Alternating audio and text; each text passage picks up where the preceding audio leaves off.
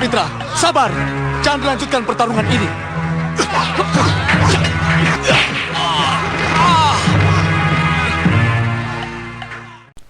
Setelah mengalami kekalahan saat pertama kali bertemu dan bertarung melawan Sudawirat, malam itu Bahadur dan Kasmala pun akhirnya menuju Sawopitu dan membuat geger di negeri Raja Abal-abal Mahesa Tunggal tersebut. Banyak prajurit yang menjadi korban makhluk-makhluk sihir mereka berdua, sehingga Mahesa Tunggal pun merasa terusik dan keluar dari kedaton Sawopitu untuk melihat langsung apa yang telah terjadi sebenarnya. Ketika sedang mendapat laporan dari prajuritnya yang tengah terluka parah akibat ulah Bahadur, tiba-tiba saja dua penyihir tersebut pun terlihat terbang di udara. Namun, setelah mengetahui bahwa yang ada di hadapan mereka adalah Prabu Mahesa Tunggal, Raja Sawopitu, dan mereka mendengar bahwa negeri itu sedang ada masalah, mereka berdua pun kemudian menjadi lunak dan segera menghadap pada sang Prabu. Bahadur pun menyatakan kesediaannya untuk membantu Sawopitu jika dibayar dan diberi tempat tinggal oleh sang Prabu. Tuan Prabu, kami bersedia membantu Tuan melawan pemberontak. Sang Prabu yang mendengar pernyataan Bahadur tersebut pun menjadi sangat senang, dan ia pun langsung menyetujui permintaan mereka berdua, karena baginya permintaan mereka tidak ada artinya sama sekali. Sangatlah mudah kalau hanya meminta kepeng dan rumah. Saya minta 1000 kepeng untuk kami berdua. Ditambah rumah untuk tempat tinggal kami, juga makanan setiap hari. Kalian akan mendapatkan semua itu. Sementara itu, di hutan meniran tempat Prabu Jayadipa bermukim, sang Prabu dan para rakrian serta para prajuritnya sedang mempersiapkan jebakan-jebakan yang nantinya akan digunakan sebagai benteng mereka apabila mendapat serangan dari musuh. Sang Prabu pun membeberkan rencananya bahwa mereka harus memancing musuh untuk datang menyerang mereka, yang nantinya para pasukan musuh akan masuk ke dalam perangkap mereka yang telah dipenuhi jebakan, sehingga akan dengan mudah mengalahkannya. Sebuah strategi perang yang luar biasa. Kita pancing mereka dengan menyerang Kutaraja. Kita biarkan mereka mengejar pasukan kita. Lalu kita bawa masuk ke dalam jebakan yang sedang dipersiapkan oleh para prajurit kita. Semula Prabu Jayadipa kesulitan untuk menentukan siapa yang berani untuk melakukan penyusupan ke kota raja. Namun, Pangeran Indrabrata pun kemudian menyatakan kesiapannya untuk dijadikan sebagai umpan guna memancing pasukan musuh masuk ke dalam perangkap mereka. Sudawirat dan Senopati Jambe yang mendengar kesediaan Pangeran Indrabrata pun dengan tegas menyatakan kesanggupannya untuk menemani sang pangeran. Sedangkan Pangeran Indrasara yang selama ini selalu meremehkan dan merendahkan Pangeran Indrabrata pun hanya bisa terdiam, tidak berani berbuat apa-apa. Hamba siap mati untuk membela hak dan harga diri kita, Romo. Saya bersedia menemani Pangeran Indrabrata, Gusti Prabu. Saya juga bersedia, Gusti Prabu. Di sisi lain, di padepokan Gunung Kencana, Senopati Diwangkara dari Sawopitu pun mengunjungi tempat tersebut dan mencari Kiparon Wajah. Namun, pria mitra yang memimpin padepokan tersebut pun mengatakan bahwa Kiparon Wajah telah meninggal, dan ialah yang menggantikan posisi Kiparon Wajah sebagai pemimpin padepokan. Diwangkara pun kemudian menuturkan maksud kedatangannya, yaitu untuk meminta bantuan kepada pria mitra untuk menumpas para pemberontak di Sawopitu, terutama seorang pendekar tangguh yang tengah membantu para pemberontak tersebut. Pendekar itu menggunakan ilmu rengkah gunung. Saya pernah menyaksikan sewaktu guru saya tarung melawan Durgandini dan tewas secara mengenaskan oleh ilmu itu. Setelah mendengar ciri-ciri pendekar tersebut dari Diwangkara, pria mitra pun menyimpulkan bahwa pendekar tersebut adalah Sudawirat, musuh besarnya yang telah membantai keluarganya. Atas dasar dendamnya, pria mitra pun kemudian menyetujui ajakan Senopati Diwangkara untuk bergabung bersama mereka. Pria mitra belum mengetahui bahwa orang yang akan dibelanya tersebutlah sebenarnya yang menjadi pemberontak. Dan ia pun belum tahu bahwa Sudawirat telah menjadi pendekar pembela kebenaran. Jadi, Tuan bersedia membantu negeri kami? Iya. Sementara itu, di pasar kota Raja Sawopitu, terlihat Sudawirat dan Pangeran Indrabrata yang sedang menyamar. Mereka pun membeli ayam aduan dan mengadunya pada penduduk sekitar.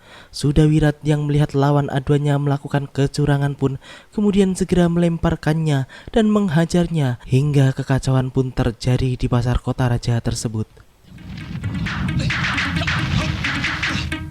Di sana, apa kamu juga ayam aduan?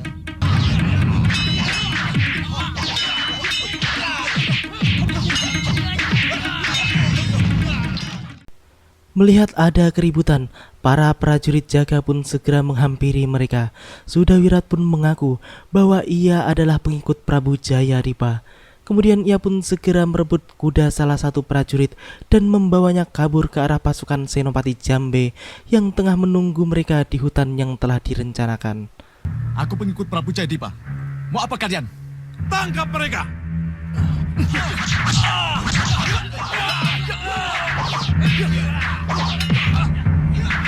Kita rebut kuda orang itu, Pangeran. Langsung kita pacu ke tempat Tumenggung Jambe. Saya siap, Tuan. Sudawirat dan Pangeran Indrabrata terus memacu kudanya ke arah hutan. Tumenggung Jambe pun telah bersiap menyambut pasukan Sawopitu yang mengejar Sudawirat.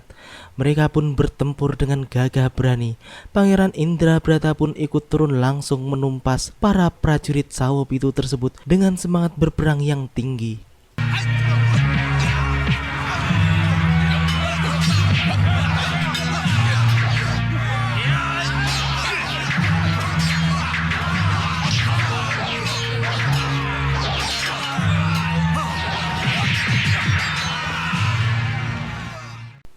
Akhirnya, para prajurit Sawopitu pun dapat ditumpas dengan mudah oleh Sudawirat dan yang lainnya. Sudawirat pun sangat memuji siasat perang Pangeran Indrabrata yang menurutnya luar biasa jitu. Para prajurit Sawopitu yang masih hidup pun kemudian ditangkap untuk menjadi tawanan. Dan siasat perang Pangeran benar-benar mengagumkan. Tidak lama lagi pasti mereka akan kembali dalam jumlah lebih besar. Ayo prajurit, tangkap kuda-kuda mereka. Setelah kejadian tersebut, di Sawopitu, Senopati Diwangkara yang sedang melakukan pertemuan penting bersama Priamitra pun menjadi sangat kaget setelah menerima laporan bahwa sepasukan prajurit yang mengejar pengacau tersebut dibantai habis di hutan pinggir desa oleh pasukan Prabu Jayadipa. Pasukan Jayadipa menjegal kami di hutan pinggir desa. Semua pasukan saya dibantai. Diwangkara dan Priamitra pun bertekad akan membantai habis para prajurit Jayadipa tersebut. Di hari itu juga, mereka pun berangkat dengan sepasukan prajurit lengkap menuju hutan tempat persembunyian Prabu Jayadipa. Terima kasih Kakang Patih. Siang itu, dua pasukan besar pun telah siap untuk berperang. Sudawirat dan Pangeran Indrabrata pun tengah menyusun rencana-rencana matang mereka. Begitu juga dengan Senopati Diwangkara dan Priamitra. Mereka telah siap menghadapi segala kemungkinan yang akan terjadi. Sudawirat pun sedikit terkejut karena melihat keberadaan Priamitra di antara pasukan Sawopitu tersebut. Priamitra. Setelah pasukan Sawopitu telah masuk ke arena mereka, pertempuran pun pecah di tempat lapang tersebut. Kedua kubu pun bertarung dengan semangat juang yang tinggi. Setelah beberapa saat bertarung, Pangeran Indrabrata pun kemudian menghampiri Sudawirat dan menyampaikan kekesalannya melihat prajuritnya banyak yang tumbang di tangan Priamitra.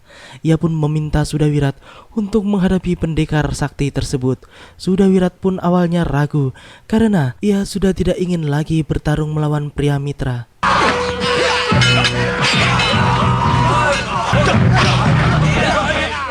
Tuan Pendekar, prajurit kita bisa habis kalau kita biarkan dibantai oleh pasukan musuh.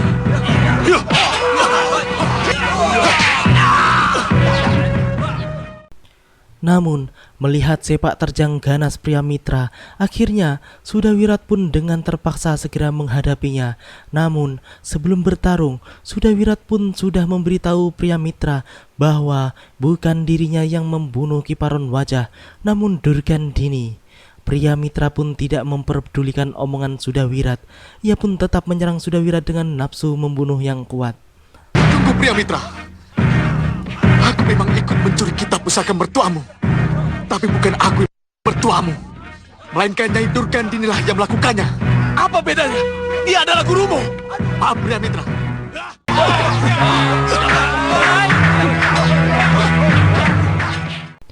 Di tengah pertarungannya, Sudawirat pun memperingatkan pria mitra lagi bahwa tidak perlu mereka bertarung.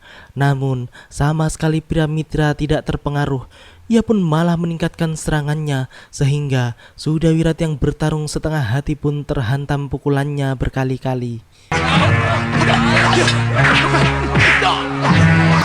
Sabar pria mitra, sabar.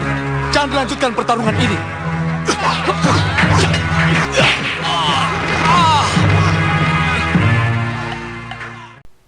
Kemudian Sudawirat pun hendak mengeluarkan ajian rengkah gunungnya.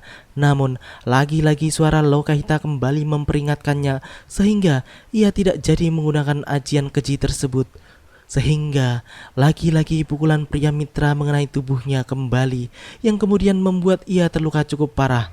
Akhirnya, Sudawirat pun terpaksa mengeluarkan rengkah gunungnya dan menghantam pria mitra. Ledakan keras pun terjadi, disertai tubuh pria mitra yang tergeletak kesakitan dipenuhi luka parah.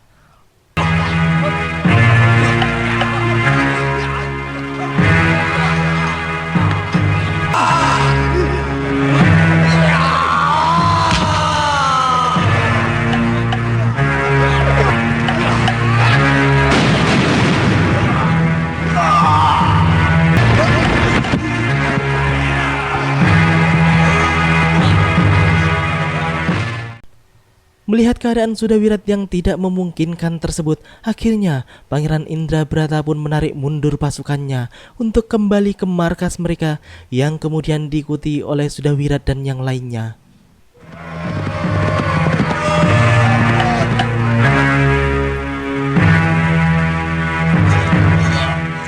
Sesaat setelah orang-orang Prabu Jayadipa pergi dari tempat tersebut, pria mitra pun kembali hidup seperti sedia kala akibat ilmu rawa ronteknya. Ia pun menanyakan keberadaan musuhnya, namun Senopati Diwangkara pun menjelaskan bahwa mereka semua telah kabur ke dalam hutan.